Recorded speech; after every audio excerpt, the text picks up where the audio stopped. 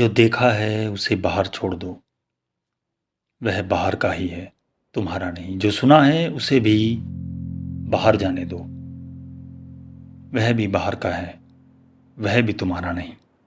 तुम्हारे अनुभव में पहली बार एक नई ज्योति उठेगी। जो तुम्हारी है उसे कहो दृष्टा, दृश्य नहीं। उसे कहो श्रावक, श्रवण नहीं।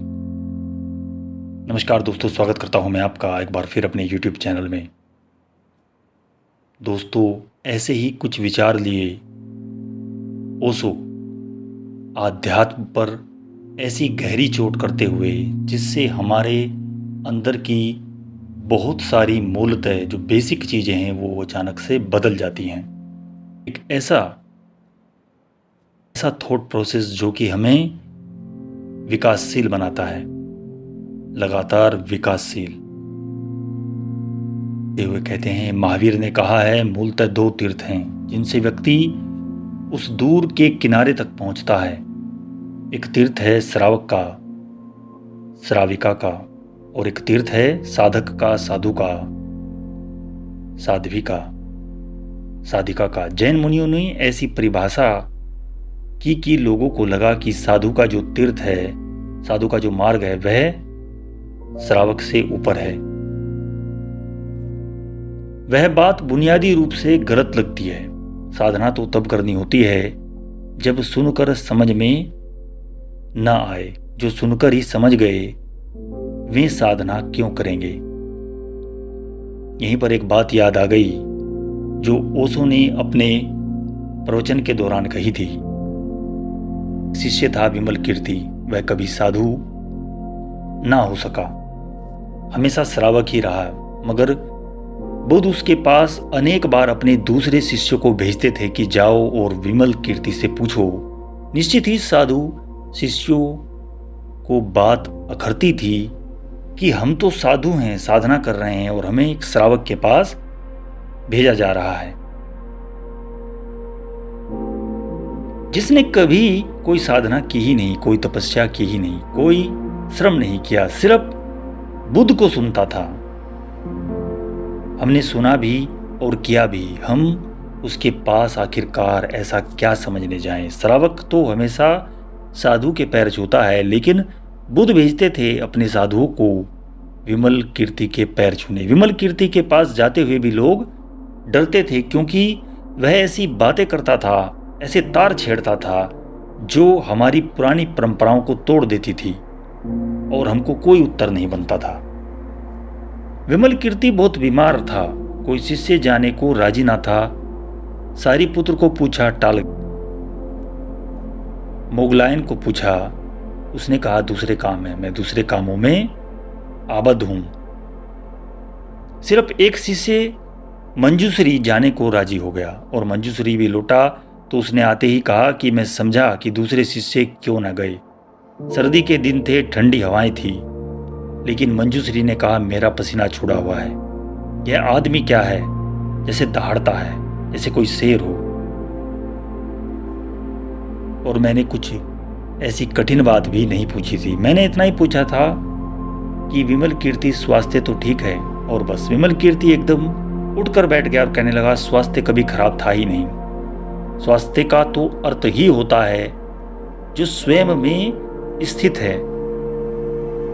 बीमारियां शरीर को हो सकती हैं, मुझे नहीं। अरे पागल, तुझे अभी यह भी पता नहीं शरीर जन्मा है, जवान होगा, बूढ़ा होगा, मरेगा। मैं न जन्मा, न जवान हुआ, न बूढ़ा होऊंगा, न मरूंगा, मैं शाश्वत हूँ। कैसी बातें पूछता है, बुद्ध के पास से आया है और ऐसी मूर्खतापूर्ण बातें। मैं तो सदा स्वस्थ था, मैं तो कभी स्वयं से रत्ती भर इधर उधर नहीं, मैं अपने भीतर केंद्रित हूं। मैंने तो अपना घर पा लिया, शरीर रहे कि जाए। तूने बात कैसे पूछी, अपने शब्द वापस ले ले।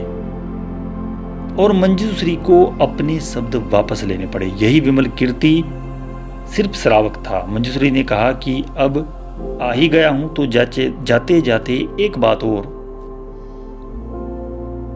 पूछता चलूं। हम साधु हैं, हम साधना करते हैं, ध्यान करते हैं, योग करते हैं। आप केवल श्रावक हैं, आपने सिर्फ बुद्ध को सुना है और कभी कुछ किया नहीं। और यह बात क्या है कि साधुओं को श्रावक के पास भेजा जाता है समझने के लिए, और आपसे मैं कभी नहीं कहते कि किसी साधु के पास समझने जाओ। विमल कीर्ति ने कहा, साधु नंबर 2 पर हैं। जो सुनकर ही समझ गया वह श्रावक है। जो सुनकर के न समझा हो, जिसकी बुद्धि ऐसी प्रगाढ़ ना हो, जिसकी बुद्धि मंद हो, सुनकर ना समझा हो, उसको करने के लिए कहा जाता है साधना करो, तपस्या करो, कुछ सीखो। विमल कीर्ति ने कहा, तुझे तो याद हुआ कि बुद्ध हमेशा कहते हैं कि 4 तरह के घोड़े होते हैं। एक घोड़ा है कि मारे नहीं चलता, कितना भी मारो चलता है नहीं, जितना मारो बस उतना ही थोड़ा बहुत चलता है। दूसरा घोड़ा जिसको चोट पड़ी तो चलता है फिर रुकता है। तीसरा घोड़ा जिसे मारना भी नहीं पड़ता, सिर्फ आवाज ही काफी होती है, घोड़े की आवाज कर दो चल पड़ता है। और चौथे घोड़े भी होते हैं जो अद्भुत होते हैं, जिनको घोड़े की छाया भी दिख जाए तो वो दौड़ पड़ते हैं। वे श्रेष्ठतम घोड़े हैं, उच्च स्तर के। विमल कीर्ति ने कहा कि मैं सुनकर ही समझ गया, करने की बात ही नहीं रही। सुनते सुनते ही बात पूरी हो गई, मगर यह सुनने का ढंग कुछ और होगा। सुनकर जो शब्दों को पकड़ेगा पंडित हो जाएगा, सिद्धांतों को पकड़ेगा तो सूचनाओं का संग्रह हो जाएगा। लेकिन सुनकर जो सुनने को पकड़ेगा, सुनते सुनते जैसे कोई संगीत सुनते सुनते शांत हो जाए, ऐसे जो शांत हो जाएगा वही समझ पाएगा। हमारे पास 2 ही उपाय हैं और सत्संग में दोनों बातें घटती हैं, गुरु को सुनना भी और गुरु को देखना भी। जिसने ठीक से सुना वह गुरु के शब्दों को नहीं पकड़ता, शब्दों के भीतर पड़े हुए सार को पी लेता है और शब्दों को छोड़ देता है। जिसने गुरु को ठीक से देखा वह उसकी देह को नहीं पकड़ लेता। देह माना कि बहुत अच्छी लगती है, गुरु प्यारे लगते हैं, लेकिन देह के भीतर जो छिपा है अदृश्य अदेही, उससे संबंध जोड़ लेता है। यह संबंध न आंख का है न कान का है, ऐसे संबंध का नाम ही है। जहां द्वैत न रहा वहां तो निर्विचार है। इसलिए दूसरी बात को और भी अच्छे से समझना। साथ ही कुछ दूसरी बातें यहां पर जोड़ते हुए ओशो आगे बढ़ते हैं। उन्होंने कहा, भगवान बुद्ध ने यहाँ पर वर्षों प्रवचन दिए, परंतु आज भारत में उनके अनुयायी बहुत कम हैं। क्या आपके प्रवचन का प्रतिफल भी विदेशों में ही लोकप्रिय होगा, इस देश में नहीं? क्या कारण है कि आपके प्रवचन से अभी तक भारतवासी प्रभावित नहीं हो रहे? जगन्नाथ महतो, भारत के पैरों में कुछ गहरी जंजीरें हैं। भारत की आंखों में बहुत प्राचीन धूल की परतें हैं। भारत का मन अभी भी गुलामी से नहीं निकला। भारत का जो मन है, उसकी जो आत्मा है, वो अभी भी गुलामी में है। भारत के अंदर अंधविश्वास हैं। भारत जिया ही अंधविश्वासों में है और इतनी लंबी सदियों से अंधविश्वासों में जी रहा है कि जब भी कभी इस अंधविश्वासों को तोड़ने की कोशिश की किसी भी महापुरुष ने, तो हमने उससे मुंह मोड़ लिया और अपने अंधविश्वासों की रक्षा की। निश्चित ही यह ठीक है कि आज बुद्ध के मानने वाले भारत में न के बराबर हैं, और जो हैं भी वे थोड़े से हैं, उनको बुद्ध से कुछ लेना देना नहीं। जैसे कि भीमराव अंबेडकर, उनको बुद्ध से कुछ लेना देना नहीं था। अंबेडकर को बुद्ध से क्या लेना था? अंबेडकर शुद्ध राजनीतिज्ञ थे, धर्म से उनका क्या नाता था, क्या संबंध था? उन्होंने हरिजनों और खासकर महारों को, महाराष्ट्र में खुद महार थे, मराठी थे, महाराष्ट्र के महारों को हिंदुओं से कैसे अलग कर लिया जाए, इसके लिए बुद्ध धर्म को चुना ताकि हिंदू धर्म से उन्हें अलग किया जाए। और ऐसा भी कुछ नहीं था कि बुद्ध धर्म से उन्हें कुछ ऐसा अलग प्रेम था, लगाव था। उनकी जिंदगी में कई मोड़ आए, कई दफे उन्होंने सोचा कि मुस्लिम हो जाएं, सबको लेकर के मुस्लिम की तरफ चला जाए, जितने भी हरिजन हैं।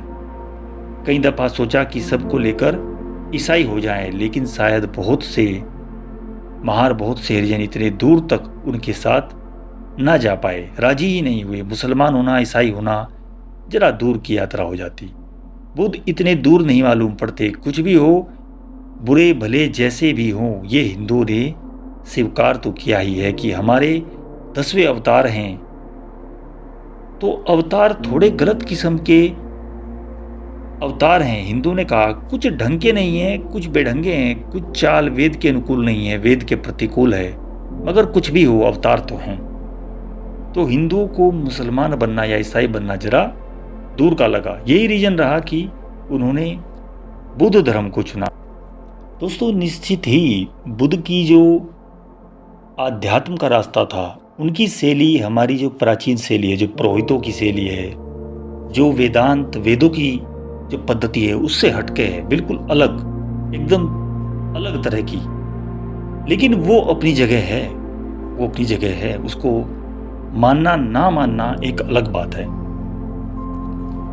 हम यहाँ पर ये नहीं कह सकते कि वेद गलत हैं या हिंदुओं का जो रास्ता है वो गलत है, या बुद्ध का रास्ता अच्छा था और बुद्ध सर्वश्रेष्ठ थे या ओशो सर्वश्रेष्ठ थे, ऐसा नहीं है। लेकिन जब भी आप इनको पढ़ेंगे तो आपके अंदर का आत्ममंथन, आपके अंदर की जो पुरानी चीज़ें हैं, उनमें कुछ अच्छी चीज़ें ऐड होंगी।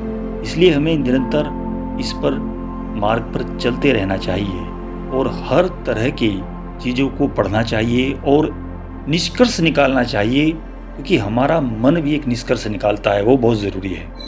आशा करता हूँ दोस्तों वीडियो आपको पसंद आई होगी।